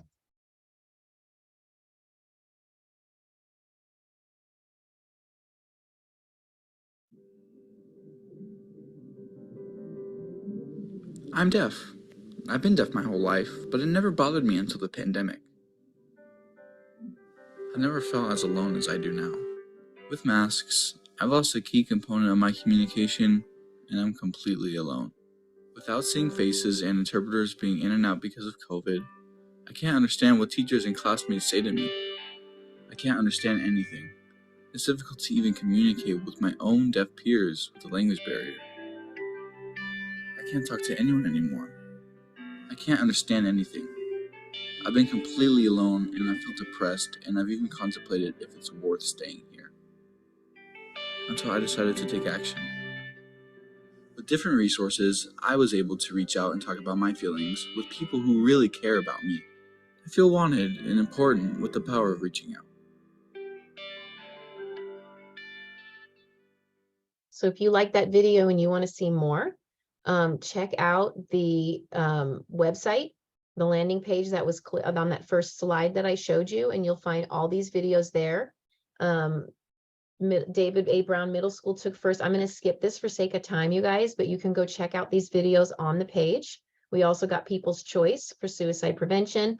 And then we took a lot of the monthly wins for that monthly category. So you can see some of them are third, seconds, first place throughout the school year. And we are seeing the same kind of trend for this current year. So we are planning a new partnership for Directing Change this year. We are co-hosting with Riverside County Office of Education, as well as RUHS Public Health. And we are planning to have an in-person event at the Fox Theater, downtown Riverside on May 4th. We have not sent out invites yet, but they're coming out soon. So if you want to come, we'd love to have you. And we are planning to invite all the students that submitted films. We will have a local judging, and then the kids will have the opportunity to get awarded on the Fox Theater stage. So it's pretty cool. Next up in this category or work plan is our Teen Suicide Awareness and Prevention Program, or TSAP, that is done through Public Health for Us. So they go to middle schools and high schools and work with identified student clubs to teach them about suicide prevention. They get training, resources, and then they get support and guidance on creating 2 suicide prevention campaigns on their campus. So it is the youth then educating and training other youth on campus. The staff also provide training to school staff, teachers, parents in that community as well. So they get a comprehensive approach. And so you can see the different amount of trainings and resources and information that have been shared. They are in 13 school districts. They were in 13 school districts this last year and anticipate getting to 15 next year, and multiple campuses in each district. So they are making humongous impacts in our county. And now on to Work Plan 5. This is for older adults. We do provide PEI services across the lifespan. And so you can see across all these programs, we've had some, again, COVID had big impacts, particularly in the older adult population. But we were able to serve over 300 older adults. And there was some outreach done that impacted over 3,600 older adults in our county. CBT for late life depression is our second early intervention model here in our plan in Riverside. So this is for older adults who are newly experiencing depression, more like a developmental shift. So it's not for someone who's had ongoing mental health issues their life. It's a new experience for them where they've only experienced these symptoms for 1 year or less. We had 50 participants served, and you can see the great outcomes. There's more detailed outcomes available elsewhere that we don't have time for, but if you're interested in any of those outcomes, I can make sure that you get them. And so CBT is done, can be done in office settings, but is most often done in the home. And so, of course, COVID had impacts on access to older adults during this time, but they also made phone options available, which they had some success with. The next program is PEARLS, or the Program to Encourage Active Rewarding Lives for Seniors. This is a program that is more prevention and addressing mild symptoms of depression. So as where they don't meet diagnostic criteria. And so we're able to get in a little bit earlier and provide this home-based service. So they were again doing a mixture of in-home and on the phone. And we're able to support 83 older adults through this program and had good outcomes for those that were able to complete the program. Care pathways, Care Link, and Healthy Ideas are all offered through the Riverside County Area Office of Aging. Care Pathways is a 12-session support group for caregivers of older adults. So the people in the group are often over 60 because it's the most often caregiver scenario is spouse to spouse. However, we do have some that are under the age of 60 because they're caring for an older adult. And we know the impacts of caregiving can greatly impact mood in people. And so we want to support them. And we see a huge decrease in depression and feelings of distress through this model. Healthy Ideas is an even lighter touch depression prevention program. And so we had 27 older adults that were able to benefit from that support as well. The next plan focuses on our trauma-exposed services, and we do have some changes in that program as well. First is Cognitive Behavioral Intervention for Trauma in Schools, or CBITS. This is a 10-week program that for kids between the ages of 10 and 15, so about grades 5 through 10, delivered at school that is designed to address symptoms of post-traumatic stress disorder. There is also a component that educates parents and school staff on what trauma looks like in a classroom, and then a parent component, again, to provide that youth that full support in each of their settings on how to support. So you can see this program is pretty effective. We see pretty good changes in CBITS. This last year, the changes were not as dramatic as we would have liked or as we have seen in the past. And what we're hearing is that that's kind of a trend that's happened across the nation. So we know that COVID has had a lot of impacts on young people. I think now we're just starting to really see what that looks like and the kind of severity some of the kids are coming into program with. And we also know with all the changes to our setting that there probably were impacts in implementation as well. So we are working closely with our master trainers in LA to get the best information and offering lots of training and support to our providers so that we're hoping to see a return to the outcomes that we're typically more used to with this model. But we know it's a great model, and we know that trauma has impacted young people so very much in general, and more specifically the last couple of years. And we are always asked about younger kids than the 5th grade, younger kids than 10. And so here's another expansion. CBITS has an adaptation called Bounce Back that addresses the younger kids between the ages of 5 and 11 into elementary school.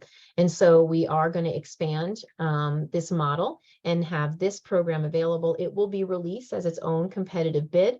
That will happen in the coming months. We'll keep you posted. So if this is something you're interested in, be on the lookout for it. It is very similarly set up as CBITS is. It's just tailored to the younger population. Next up is Seeking Safety, which is a present-focused coping skills group designed to work with people who have a history of trauma and substance use. It's most often done in group, but especially in the last year or so, we've had some individual phone sessions, we're doing virtual groups, and we have resumed in-person groups as well. So right now our staff are doing a little bit of both. For the transition age youth population, 16 to 25, this is done through Operation Safe House for us. And for the adults, 26 and older, it is done through our department. We have peer support specialists that do this program for us. So last year, even with all the impacts from COVID, they were able to serve 156 participants and had a pretty good completion rate for that service. And we saw traumatic symptoms decrease and coping skills improve. We support trauma-informed systems. Andrea told you all about that at the start of our meeting today, and you got a little taste of what it looks like and the kinds of things it focuses on. So the department has mandated that every staff member in the department, regardless of their job classification, be trained in Trauma-Informed Systems 101, which is a 3-hour course. And so that continues to happen throughout the year. And now we're on our last work plan, which focuses on underserved cultural populations. So remember, I talked about initially, we had those first initial groups of identified target populations. And who they serve. And in Riverside County, part of that stakeholder process said, not only do we want all those other programs you had, but we really want programs that are designed for these specific underserved groups. And so that's what Work Plan 7 is about. Our first is the Mamas y Bebés, or Mothers and Babies program, which is a mood management program for pregnant or newly parenting Latino women, is where we started. So it's offered in English and Spanish, and for these women who are at risk for postpartum depression. In the last couple of years, we've expanded it to now include African-American moms as well. So this program does target both of those populations. And so, you know, obviously, COVID and pregnant and newly parenting moms with newborns had big impacts on program participation, but they have found ways to be virtual and to be connected to moms. And we are seeing some more of that shift in this current year as well. So we do anticipate next year, you're going to see even more participation in this program that has good outcomes. We're seeing huge decreases in depression. The next step is our Building Resilience in African American Families program. We call it BRAF. We have a program for both boys and a separate one for girls, and they look very similar. So it is focused on middle school kids between 11 and really it's 13 now. That slide's a little wrong, 11 and 13. That includes 3 components. It has the 9-month Rites of Passage program. That is a culturally based program that includes African traditions and practices that the kids meet 3 times a week, every week for the 9-month school year. In addition to that, there's a parent component to that where parents come in monthly for information. We also offer the Guiding Good Choices. This is the model that it's a part of. I mentioned that earlier, where they have to take that 5-week class. There's ongoing parent support. And then we do offer cognitive behavioral therapy as well as families need it. It's based on assessment. So there were 50 boys served and 28 girls, 22 girls, 36 boys, sorry, total of 50. And you can see some of the shift. The focus is on positive cultural identity, as we know that is one of the biggest protective factors for all people. And so that's the framework of this model. And here are some of the GGC outcomes. So parents that participated in this program to support their kids. And we do have this program for the boys. It's available countywide, and the girls is in the Mid-County and Desert region. Next program is Celebrating Families or Strengthening the Circle. This focuses in on the Native American population. It is a comprehensive 16-week family-based program. It is for the whole family as well. So the kids, the parents all come together. Parents get a separate intervention, kids get a separate intervention, then they come together and practice what they learned. They also get a meal together. And then cognitive behavioral therapy is available as needed as well. And they are also hosting the Gathering of Native Americans, or GONA, which is a 1 to 2 full day event that is coupled with traditional practices and other spiritual practices in alignment with that culture. And so last year, I think, was their first full year of implementation. So this program is unique in that it started during COVID. So it's been a challenge, I think, for a lot of reasons. And now that as they were coming back, they're doing some hybrid, some in-person and some virtual still. And then the final program I'll share with you is our Keeping Intergenerational Ties in Ethnic Families, or KITE, which focuses in on the Asian American Pacific Islander community. Parenting program really, again, focuses on acculturation, essentially looking at when parents have immigrated here and they're raising their kids now in Western culture and navigating that with their kids. We get great outcomes. This program is offered in different languages, both it's in Chinese, Tagalog, and English last year, and I think they also have it in Korean when that is needed. And you can see they do outreach as well as, which are kind of like presentations, and then they offer the full course program. And so we see really good outcomes with this program as well. PEI also offers an annual summit to all PEI providers. They have been virtual the last few years, and we are actively in the plans to bring back an in-person this August. So more to come on that. But last year we did, and last year, I mean, August of 21, this is what's confusing about the MHSA plan, is we're talking about a long time ago. because we've had another summit since then. In 21, we had Dr. DeOrsay come and talk about Trans Lives Mystified. In August of 22 that just passed, we did TIS 101 for all of our PEI providers. But I'll share that data in the next year's plan. That's kind of the way the plans work. And like I said, we're hoping to come back in person this year. We also support the Cal Mesa or Joint Powers Authority, which is each county funnels funds back up to the state level through Cal Mesa to support some of these statewide efforts. And that includes the Take Action, which used to be known as Each Mind Matters. Now it's Take Action, Know the Signs, Walk in Our Shoes. We get the toolkits for both May's Mental Health Month, suicide prevention, a variety of outreach materials. It supports the Directing Change statewide competition I told you about. And then it also supports Striving for Zero, which is Cal Mesa's strategic plan for suicide prevention. And they've created a learning collaborative around that. So we work with all the counties throughout the state, as everyone either has a strategic plan or creating one and building coalitions. So it's an opportunity for us to learn from each other across the state on how to do, make the most impact. Oh, you guys, okay, that was PEI. But I'm not done yet because I'm still doing the general update. So I want to tell you a little bit about a couple of the other components before we finish up. And so workforce education and training is that next component. The authors of MHSA realized that all the planning and programs are just words on paper without caring practitioners to implement them throughout the community. Our current challenges with workforce shortages have exemplified that.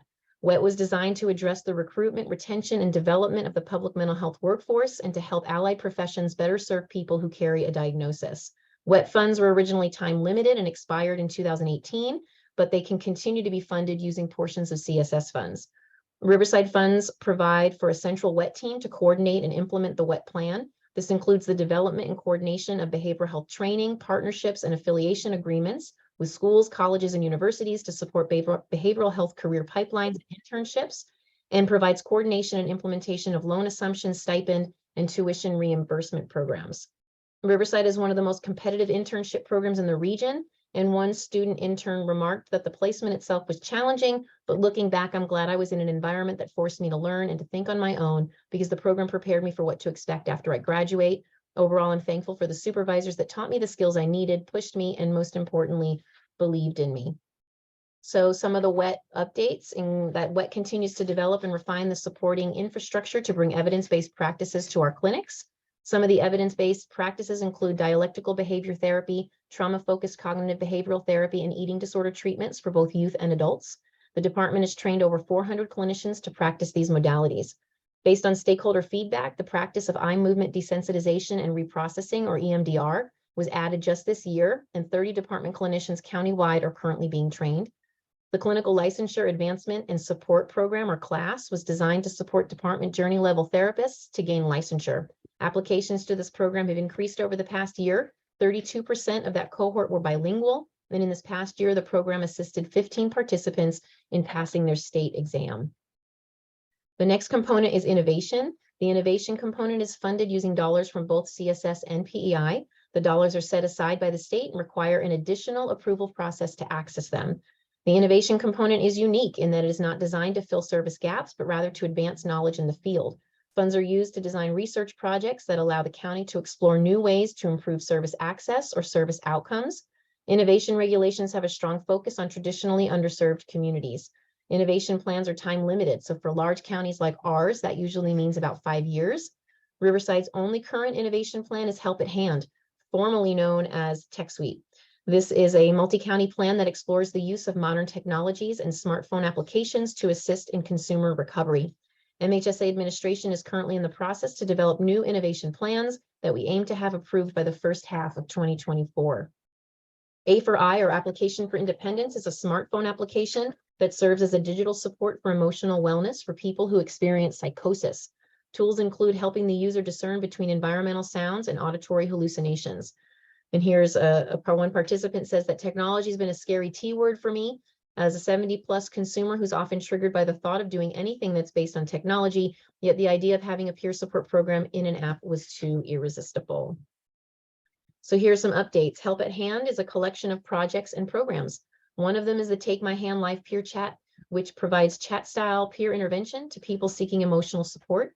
The app was developed and staffed by Behavioral Health and was the recipient of the California State Association of Counties Challenge Award. System navigation kiosks have been installed in clinic waiting areas countywide that engage community, help them connect to services, and collect surveys. A new pilot that is specific to consumers with eating disorders is underway. The Recovery Record mobile app, a digital support tool, is integrated into a traditional treatment plan. And the final component is CAP facilities and technology. This component funds new buildings or electronic technology to support the infrastructure of service delivery. No dedicated MHSA funds for capital facilities have been provided since 2014, but a portion of CSS dollars can be used to address new projects. And so some of the more recent completed capital facilities projects include Roy's Desert Oasis, Arlington Recovery Community, Mental Health Rehab Center expansion, and the Restorative Transformation Center. Some of the updates: the renovation of the Riverside permanent housing called The Place. It's a 25-bed permanent supportive housing property with 24/7 on-site supportive services for chronically homeless consumers in Riverside. The renovation will increase bed capacity, group space, and common areas and facilitate service to a greater number of consumers. Completion is expected December of this year. The Hemet Recovery Village is a full campus of supports across the spectrum of behavioral health care that includes substance abuse treatment, crisis residential treatment, mental health rehabilitation, a children's mental health urgent care, vocational services, and an adult residential facility and supportive housing. There was a recovery village plan for Coachella Valley, but it was voted down by their local city council. And now that completes the updates on the MHSA components, but I want to share with you what's next. MHSA regulations include that a draft of the plan be posted for community review and comment. The draft for this 3-year plan is scheduled to be posted on the department's website from May 22nd to June 19th. A promotional and marketing campaign to inform the community is already in development.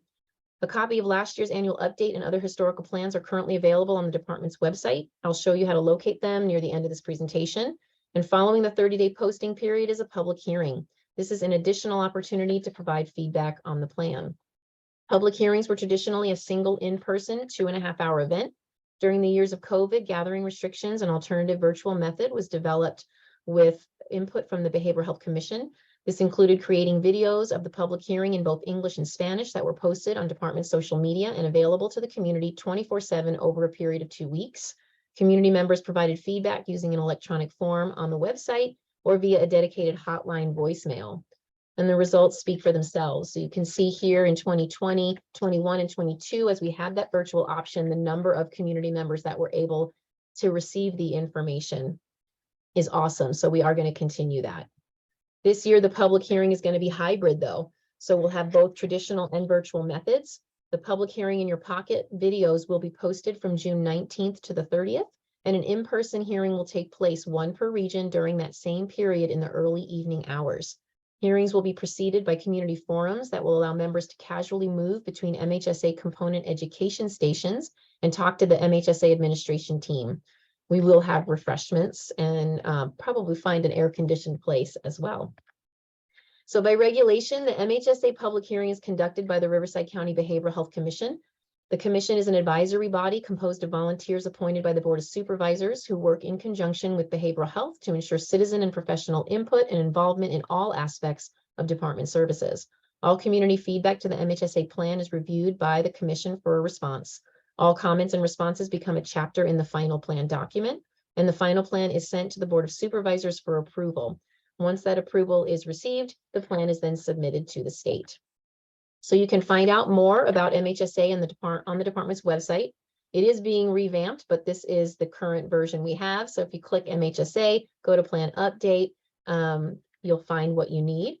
The current and historical plans can be found in the quick links section of that page, along with some other stakeholder materials. This is your MHSA administrative team. So we have main access information. David Sholin is the MHSA administrator. There's me for PEI. Workforce education and training is led by Nisha Elliott. And then innovation has a brand new manager, Michelle Downs, who just started more recently. And so you'll get a copy of these slides. So if you need this information, you have it. So that is the MHSA update with the PEI specifics. We have like 12 minutes left. So what I want to give an opportunity is if there are any comments or questions specific to the presentation that I gave. before we open it up if there are any more general announcements.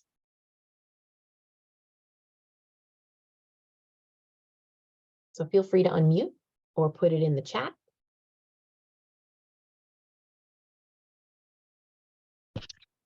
This is Dakota. I wanted to ask about the CBIT program. What does that look like? Is it in school? Well, I know it's in school. Is it like before or after school? It's Can you in describe school.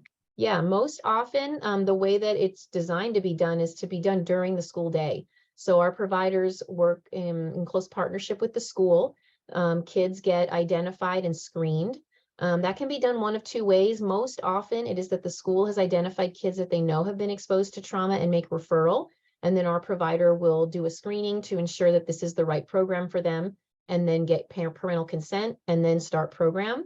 But it can also be done through universal screening. And we've done that a few times. Our providers have done that a few times, where they might take a whole grade level or a particular classroom and provide screening to everyone in the class. And then when those screeners come up high, then they meet individually with that student to determine with more an in-depth screening to determine if this is the right program for them. Because PTSD is not only an acting out program that comes to the notice of adults, it can also be an acting in situation that can sometimes go under, that adults don't always recognize it. So once the screening is completed and parental consent is received, groups are set during the school day. So our providers have worked really hard with schools. It gets challenging every year, especially post-COVID, because teaching time is a hot commodity and they don't like to release students from their classes. Part of the education that our providers give to schools is if kids are experiencing PTSD-like symptoms, they're probably not learning anyway. So if you give them to us for 10 weeks, we're going to help you have a better student who not only is going to be well, but they're going to be paying attention and getting better grades. And so but that's a constant battle. And so schools most often want our providers to pull kids from non-core classes. So this would be like electives, PE, which makes that very challenging to coordinate. But our providers are amazing and they do it. And so kids come to program in cohorts of, I want to say we don't do any more than 10. Andrea, is that right? 10 kids in a group? Yes, that's correct. And so they meet for 10 sessions for about an hour or one class period. And they have a structured curriculum of 10 sessions that they cover that go through a CBT-based intervention that starts with psychoeducation, leads into systematic desensitization, social interaction. Andrea, fill in the blanks for me. Social problem solving and restructuring thoughts. Thank you. And then there are, like I said, some teacher education that is often done in a staff meeting or one-on-one with a particular student's teacher. And then parent component as well that can be done in a group parent meeting where they're learning some of those fundamentals as well. Thank you. That's a thorough answer. I love that approach with the educational facility. You let them know what the benefit to them is to allow the kids to attend. Thank you, Diana. Yeah.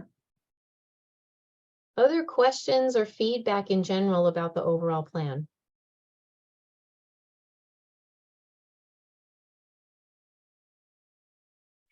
Well, I think that that's a great plan. It's very comprehensive. Really looking forward to a lot of these programs, especially some of the programs that are going to be coming up to be bid on. And I do like that CBITS is expanding to include the younger kids. Now, when people are bidding on some of these grants that are coming out or some of these programs that are coming out, do they already have to be trained in whatever it is? So for example, GGC, do they have to be trained in GGC already? No, we will provide all the training. So any of our programs are, the way our RFPs work is we pretty much prescribe what we want you to do because we want these particular evidence-based, evidence-informed models. And then once the contract is executed, then all the providers will be assigned to a staff development officer on my team that will work closely with them to provide training and ongoing monthly support. So all of our PEI providers have monthly meetings with our staff development officer and then annual training as well. So we provide all of that separate from the in conjunction with the contract. So I know that you're gonna, marinate in all this information I gave you, and you're gonna come up with great ideas and thoughts. And so Miriam is gonna follow this meeting with a copy of the slide deck. So you'll have all the information and links, as well as feedback surveys. And so please take a moment when you have some time to fill in that survey, follow the directions at the top of the page to send it back to us. We do really look for that information and feedback, and use it to inform the plan moving forward. Let me Diana, see. there is a question in the I chat. just saw that. Thank you. Is there additional information, an address or website that I can find in regards to the Health Recovery Village in Hemet? That is a great question, Marianne. I do not believe there is anything on the website, but I'm going to find out for you. So Miriam, make note of that. We'll make note that we get to Marianne that information. We'll send you an email.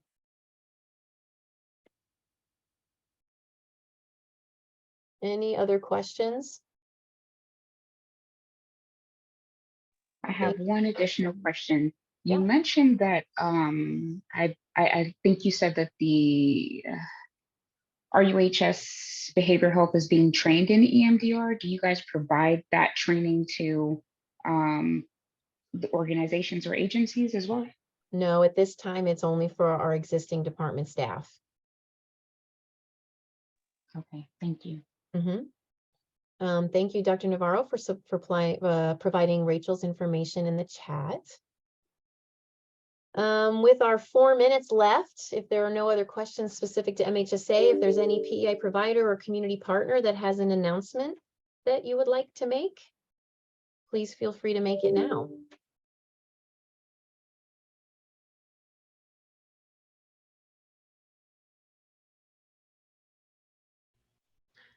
Hi, I have an everyone. announcement, so if nobody else is speaking, no, Alejandro, you go first. Oh, let me take. Actually, I know that it says that it's Alejandra, but this is actually Christine. I'm one of the newer parent facilitators for our Mamas y Bebés program. So I'm just stepping in for Alejandra. But I did want to say that we are still doing some enrollments for our Mamas y Bebés classes. So if you guys have any one that might be interested in that, we do have some new classes that are available. And I know that Diana does the Riverside community, but we also do the entirety of the Inland Empire. So if you guys know anybody and you could pop that up for us, yes, that's it. Awesome. If you have flyers or other information you want to drop in the chat so everybody Oh, knows yes. to connect with you, that would be great. Okay. Sounds good. I'll put it on the chat. Great. Any other announcements or updates? The Building Resiliency in African American Families Rites of Passage program they do a Unity Day every year. And so their Unity Day this year is on April 22nd, and it's actually going to be hosted by the Palm Springs region. I don't have the flyer handy, but it is on April 22nd. I believe it's from 10 to 3:30. So they'll have a lot of vendors out there. They'll have some entertainment. They'll have some speakers, and then there's also free food. So if anyone wants to go, I'd encourage you to go and support them. Great, thanks. And if you want to send us that flyer, we can send it out to the group after. Definitely. Other announcements?